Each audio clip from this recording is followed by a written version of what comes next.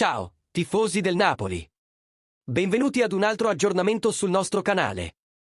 Oggi abbiamo una notizia scottante che potrebbe cambiare il corso del mercato dei trasferimenti per il Napoli.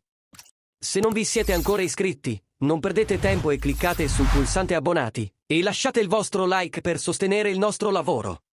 Parliamo della situazione di Romelu Lukaku e dell'impatto che potrebbe avere sul Napoli.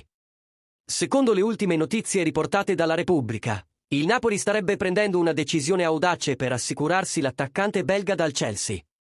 La squadra di Aurelio De Laurentiis e Cristiano Giuntoli non vuole più aspettare la cessione di Victor Osimhen e si prepara a fare una mossa decisiva per portare Lukaku al San Paolo.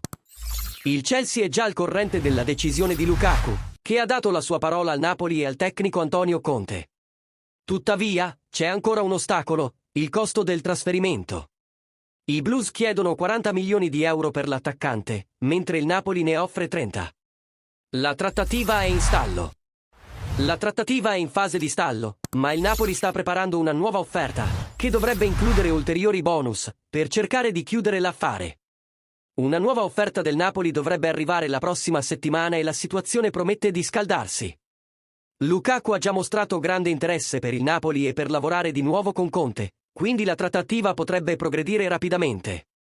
Cosa ne pensate di questa situazione? Il Napoli riuscirà a portare Lukaku a un prezzo più basso? Lasciate un commento qui sotto e condividete le vostre opinioni. Non dimenticate di mettere mi piace al video e di iscrivervi al canale per non perdere nessun aggiornamento sul mercato dei trasferimenti e su tutte le novità del Napoli.